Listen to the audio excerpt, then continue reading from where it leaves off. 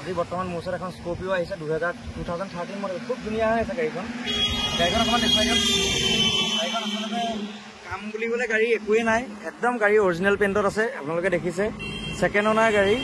আৰু একেবাৰে টপ মডেলটো হয় DLX আৰু টায়াৰ কণ্ডিশ্যনো আপোনাৰ 50%ৰ ওপৰত আছে খুব ধুনীয়া হৈ আছে গাড়ীখন মই অকণমান দেখাবলৈ চেষ্টা কৰিছোঁ আৰু এইখনৰ আমি আস্কিং প্ৰাইচটো ৰাখিছোঁ 350 যদি কোনোবাই ডাউন পে'মেণ্ট দি পেলাই ল'ম বুলি ভাবিছে ল'ব পাৰিব আৰু অকণমান ভিতৰতো গাড়ীখনত মই দেখাই দিছোঁ খুব ধুনীয়া ইণ্টেৰিয়ৰ খুব ধুনীয়া হৈ আছে আৰু আপোনাৰ ক্ৰুজ কণ্ট্ৰল আছে এইফালে ক্ৰুজ কণ্ট্ৰল আছে বাকী ভিতৰৰ চিট কভাৰ খুব ধুনীয়া লাগি আছে গাড়ীখন খুব ধুনীয়া হৈ আছে আচলতে প্ৰব্লেম বুলিবলৈ গাড়ীত একোৱেই নাই দেখিছে আপোনালোকে মই এইফালে অকণমান দেখুৱাই দিছোঁ এইফালে AC আছে বেকত আৰু এইফালেও আপোনাৰ চিট আছে গাড়ীৰ কাম একো নাই গাড়ী একদম শ্ব'ৰুম গাড়ী নিচিনা হৈ আছে গোটেই গাড়ী অৰিজিনেল পেইণ্টত আছে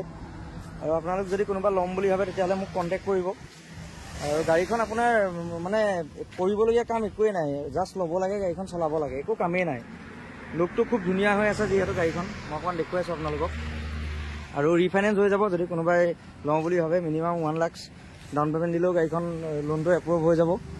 আৰু কোনোবাই কেছত লওঁ বুলি ক'লেও ল'ব পাৰিব 2 টকা মই নিগচিয়েবল কৰি দিম বাৰু যিহেতু মই আৰু এটা কথা কওঁ মই যিটো দামত আপোনালোকক স্কৰ্পিঅ দি আছোঁ 3,50,000 টকাত সেই দামত 2013 চিল ইঞ্জিনৰ স্কৰ্পিঅ আপোনালোকে হয়তো ক'তো তেনেকৈ বিচাৰিলে নাপাব গাড়ীখন যিহেতু কৰিবলগীয়া কাম একোৱেই নাই গাড়ীখন চলিছে